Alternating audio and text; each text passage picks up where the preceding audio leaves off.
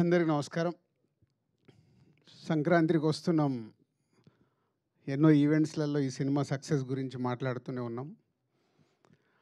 ఈరోజు డిస్ట్రిబ్యూటర్స్ ఇలా మేము గ్రాటిట్యూడ్ మీట్ పెడతామని అడగడం ఫస్ట్ టైం ముందు ఆనందం వేసింది.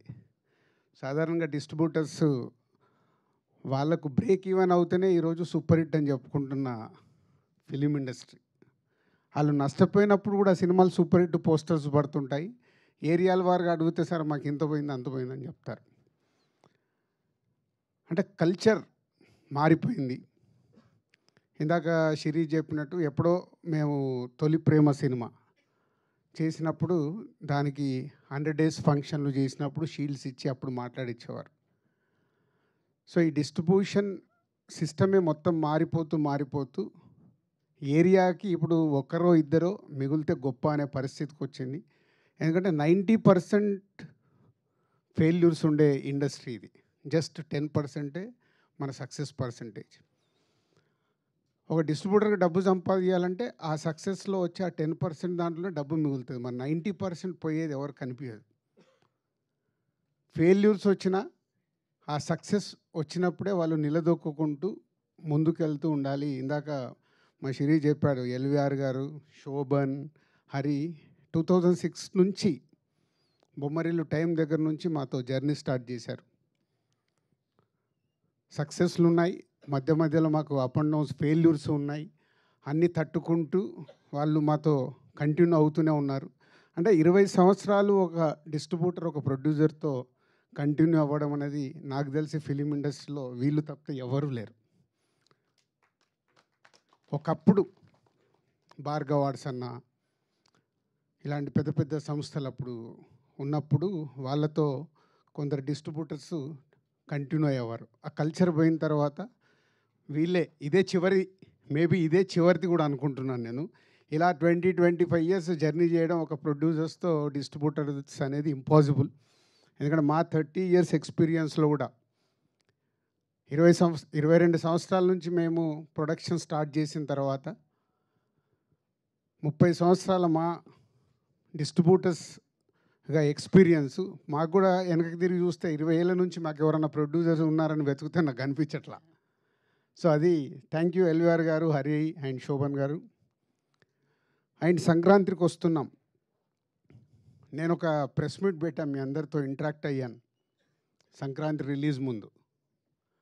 సో 2 సినిమాలు రిలీజ్ ఉన్నాయి, కమ్బ్యాక్ అవ్వబోతున్నామని. అవుతామో లేదని తడబడే లోపే అనిల్, ఎందుకు సార్ మీరు అంత కాన్ఫిడెన్స్గా మీరు స్టేట్మెంట్ ఇచ్చిన తర్వాత అవ్వకుండా ఎలా పోతుందని సంక్రాంతికి వస్తున్నాంతో ఒక సెన్సేషనల్ హిట్. ఇందాక హరి చెప్పాడు, అంటే ఒక 72 డేస్లో ఒక సినిమాని డైరెక్టర్గా అనిల్ డిజైన్ చేసి వెంకటేష్ గారు లాంటి ఒక సీనియర్ ఎక్స్పీరియన్స్ హీరోతో వాళ్ళు ప్లాన్ చేసి ఒక బాల్ని 6 కొడితే ఎలా ఉంటుందో ప్రూవ్ చేశారు. అంటే బడ్జెట్లు ఇంపార్టెంట్ కాదు, కథలే ఇంపార్టెంట్.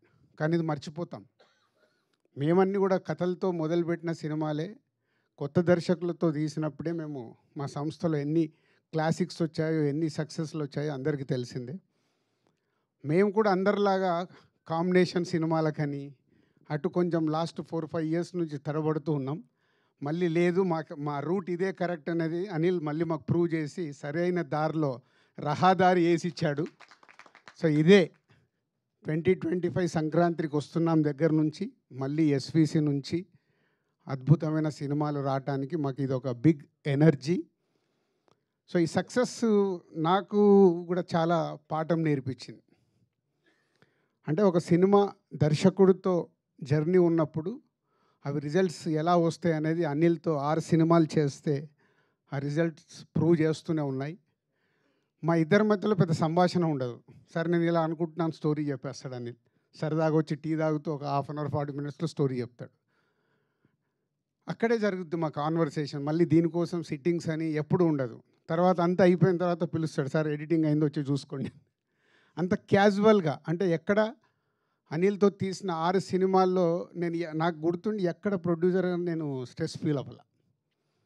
ఒక కంఫర్ట్. అనిల్ కూడా అలాగే ఉంది. సొంత ఎప్పుడు నా సొంత ఫ్యామిలీ, నా సొంత బ్యానర్ అని చెప్తా అంటే దానికే. సినిమాకి ఏం కావాలో, ఎలా కావాలన్నా నాకు ఇది కావాలి సార్ అని చెప్పి కంప్లీట్ చేస్తుంటాడు. ఇక్కడ ఈ సినిమాలో ఒకే ఒక పాట అడిగాడు. బ్లాక్ బస్టర్ సాంగ్ నేను బాగా తీయాలి సార్, దీనికి నేను అడిగిన బడ్జెట్ ఇవ్వండి అని. అలాగే దాని విజువలైజేషన్లో అద్భుతంగా తీసి ఈరోజు ఈ సినిమాకి అదొక రీజన్ ఇంత పెద్ద సక్సెస్కి. Thank you Anil, thank you very much. Already Shirish మొన్ననే చెప్పేశాడు, ఎక్కడో పడిపోబోతున్న మమ్మల్ని తీసుకొచ్చి నిలబెట్టి మళ్ళీ ఇంకొక 10 సంవత్సరాలు మళ్ళీ తిరుగు లేకుండా సినిమాలు తీస్తాం. ఈ రిజల్ట్స్ 100% వస్తాయి. ఒక సినిమా మీద కష్టపడి చేసినప్పుడు రిజల్ట్స్ వస్తాయని ఎప్పుడూ తెలుసు.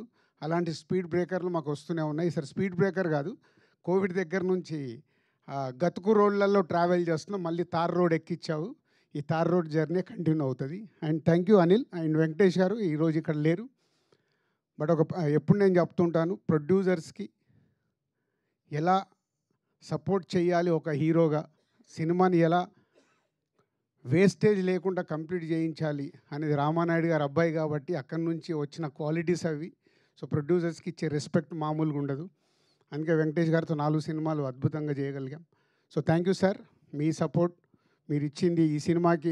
మేము వేరే స్ట్రెస్లో ఉన్నా ఎలాంటి స్ట్రెస్ లేకుండా సపోర్ట్ చేసి ఈ సినిమా ఇంత పెద్ద విజయం అవ్వటానికి కారణం మీరు కూడా. అలాగే old team, my technicians, my ఆర్టిస్టులందరికీ thank you very much. Thank you so much Dil Raju garu. So ఆ తర్వాత మా డైరెక్టర్ గారు మాట్లాడతారు. ఆయన గురించి ఒకటే